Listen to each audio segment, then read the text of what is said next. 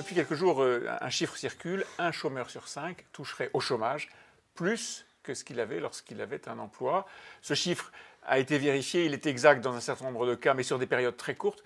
Pourquoi est-ce que ce chiffre sort? Qui sert-il à votre avis?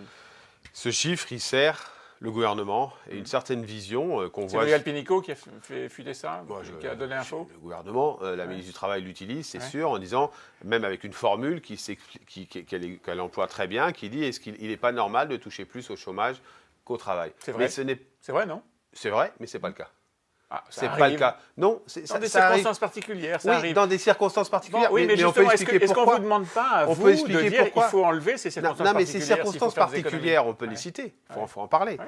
C'est 10 jours de travail, 10-15 jours de travail dans le mois, 15 jours de chômage, 10 jours de travail ou 15 jours le mois suivant. Et lorsque vous avez cumulé les droits à l'assurance chômage, effectivement, vous le faites sur la période où vous avez travaillé. Donc, vous avez une indemnisation qui est un peu plus élevée que si vous aviez travaillé à mi-temps. Mais en termes de droits, oui, mais non, mais ça existe pas. On parle de gens qui auront peut-être 700 € lorsqu'ils auront travaillé la moitié du mois. Pas seulement.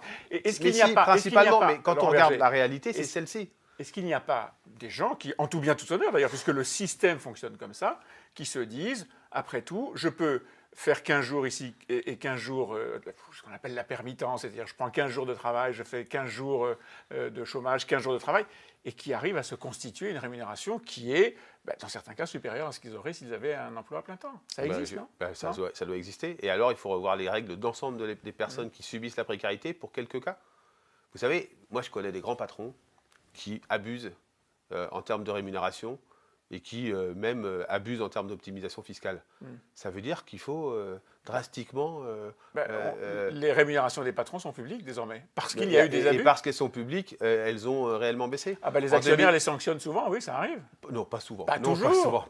Ça arrive, non, vous pas devriez souvent. regarder les non, et donc ce que je veux dire par là, c'est que moi, aujourd'hui, la précarité, elle est de la responsabilité des entreprises.